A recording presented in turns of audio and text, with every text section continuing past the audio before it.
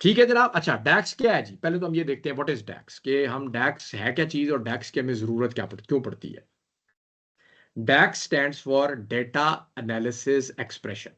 ठीक है, एक्सप्रेशन में ई से आता है ना एक्सप्रेशन, तो उधर वो ई से नहीं करते, वो एक्स से करते हैं इसको।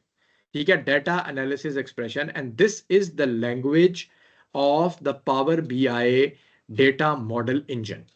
ठीक है, डेटा मॉडल मैं आपके साथ बड़े अरसे से डेटा मॉडल कर रहा हूं।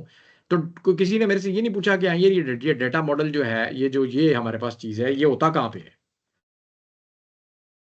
ठीक है, सो बेसिकली क्या होता है, मैं आपको एक चीज दिखाता हूँ अभी। अगर मैंने अपना टास्क मैनेजर में खोलूँ ना, तो मेरे पास ये चीजें इस वक्त मेरे पास ऐप्स में ये खुली हुई हैं। तो मैं अगर ये देखूँ data power Microsoft power BI desktop, तो ये मुझे दिखा रहा है कि हाँ यार इसके अंदर ना ये एप्लीकेशंस के अंदर ये चीजें खुली हुई हैं। तो आपको यहाँ पर ना एक चीज लिखी हुई नजर आ रही है, Microsoft SQL server analysis services. Basically जब भी आपकी पावर बीआई की डेस्कटॉप की फाइल आप खोलते हैं ना, ये मेरे जैसे यहाँ पे फाइल खुली हुई है, तो उस फाइल के अंदर एक इंस्टेंस रन होता है एसक्यूएल सर्वर एनालिसिस सर्विसेज का। So basically this SQL server analysis services is your data model. ठीक है, आप ये समझें कि ये डेटा मॉडल है। इस डेटा मॉडल के ऊपर जो है ना, एक इंजन बैठा हुआ है।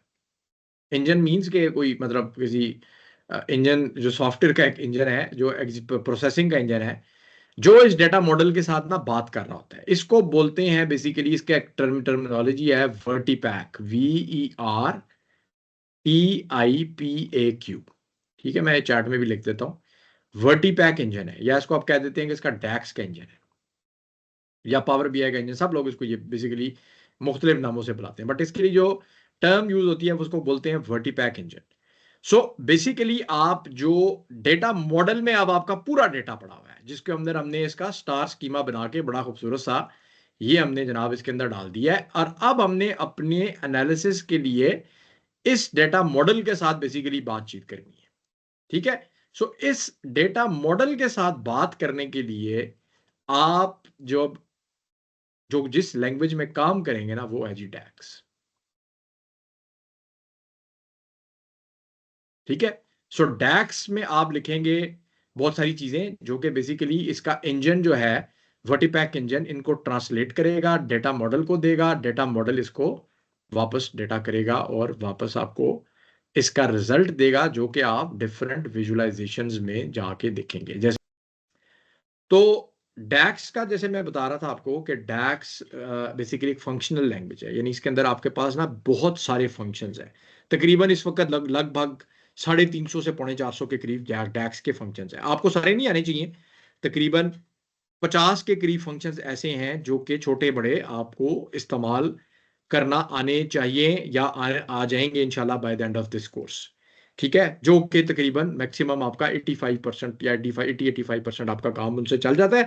बाकी जब आपको जैसे जैसे जरूरत पड़ती है, तो वो आप फिर उन फंक्शंस को जो है वो यूज भी कर सकते हैं, बट दे और आर अवेलेबल। ठीक है जी, एक चीज। दूसरी चीज ये है कि ज़ाहिर है 350 फंक्शंस को कोई भी इंसान जो है वो जुबानी याद नहीं कर सकता। तो एक वेबसाइट है जो मैं भी यहाँ पे ब्राउजर में खोल रहा हूँ, मैं इसको यहाँ पे कॉपी भी करके चैट में भी पेस्ट कर देता हूँ। इस वेबसाइट का नाम है dax.guide। सो बेसिकली जनाब, यहाँ पर आपको ना लेफ्ट साइड के ऊपर, इस जगह के ऊपर वो सारे डैक्स के फंक्शंस नजर आएंगे, जो कि अभी हम जो है ना वो जिनको एक्सप्लोर करेंगे। सो आपने अगर कोड लिखना है डैक्स का, आपको कोई चीज़ समझ में नहीं आ रही, तो this is the website to actually go, पहले पढ़ें कि क्या है क्या नहीं है। आपको कुछ चीज़ जब लिखनी है तो वो आपको पता लगेगा। सो बेसिकली ये सारा कुछ जो है ये यहाँ पर आपको इसके बारे में कुछ थोड़ी बहुती इसकी पता चलेगी। सो हम बेसिकली अभी एक टाइप के डैक्स के फंक्शन से स्टार्ट करेंगे, जो कि बेसिकली सबसे इंपॉर्टेंट फंक्शंस होते हैं, which are called as the aggregation functions. ठीक है, तो उसमें भी हम इसकी कहानी जो है वो शुरू करते हैं डैक्स की।